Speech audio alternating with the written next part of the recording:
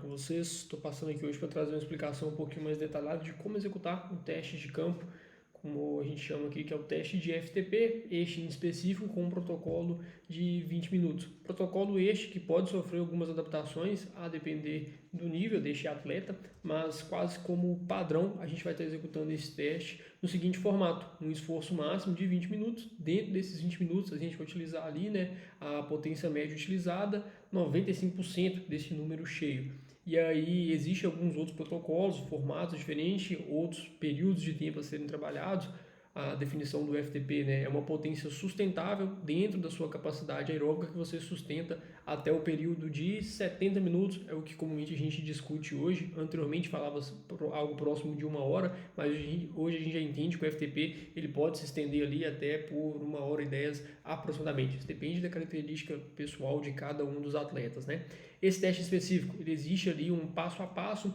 Um dos pontos mais importantes está relacionado ao local onde você vai estar entregando o teste, que depende de ser ali um local que ele se adequa a essas três opções. Então, para o teste dos 20 minutos, a gente precisa ou de um local plano totalmente, pode ser ali até em circuito, desde que não esteja interferência, então um circuito que não tenha cruzamento, não tenha rotatório no meio, trecho que você para de pedalar, por exemplo, ou pode ser uma subida, o que é muito difícil, a gente encontrar uma subida única aí de 20 minutos. Alguns moram em algumas regiões aí um pouco mais privilegiadas e conseguem aí encontrar algumas subidas que vão fechar muito próximo desses 20 minutos, ou por vezes vai iniciar o teste ali no plano e conseguir fazer boa parte desses 20 minutos num trecho de subida ainda. Mas como eu aqui, local em Curvelo, por exemplo, não tenho uma subida dessa de 20 minutos para estar executando, mas próximo nosso aqui está 60 km praticamente, então fica um pouco inviável, ou tem que ser uma programação ali de um final de semana, que consigo colocar a bike no carro e ir até lá, porque para ir rodando fica um pouco longo.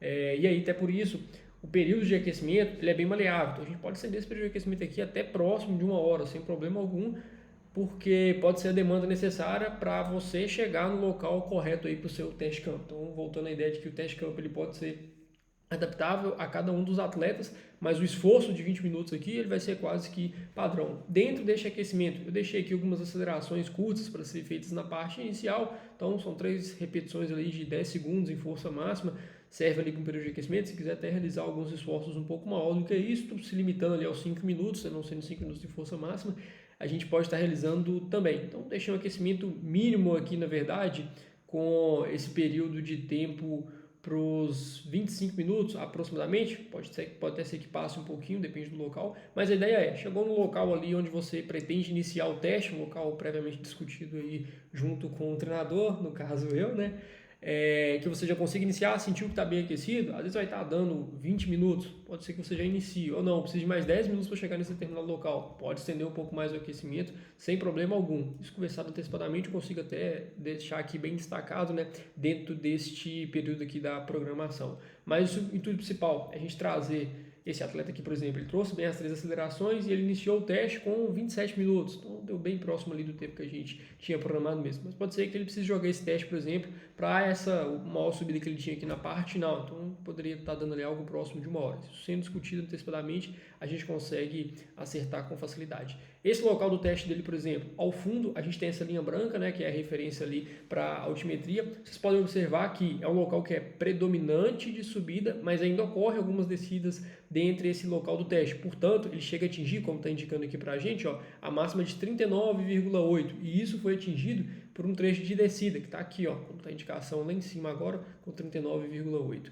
Então, nesse local onde ele esteve executando o teste, ele teve que fazer algumas compensações e não fiquem presos tentando achar o local perfeito, que não tem uma mínima descida, que não tem uma mínima interferência. Isso aí é extremamente difícil. Esse atleta já é um atleta um pouco mais experiente, então esse local que tradicionalmente ele realiza os testes de campo lá, já conhecia bem o local. No caso aqui já está até atualizado o FTP dele sobre esse dado aqui entregue. E o intuito principal do teste é o seguinte: a gente ser o mais constante possível. Esse atleta aqui ele até exagerou na constância, na verdade. Poderia ter até oscilado um pouquinho mais. Mas é muito comum os atletas errarem a mão na parte inicial, tentando manter uma potência muito superior ao que o atleta realmente sustenta, e logo depois a potência acaba regredindo muito na parte final. Isso é o que a gente não quer. Na verdade, o intuito é até da gente ser progressivo, o que é muito difícil, mas mantendo constante como ele fez aqui, já vai estar bem no nosso objetivo. Até ocorre um pico mais forte na parte inicial, uma aceleração plana que ele fez, Mas essa aceleração é uma aceleração bem curta. Eu vou puxar um zoom aqui, somente com testes de campo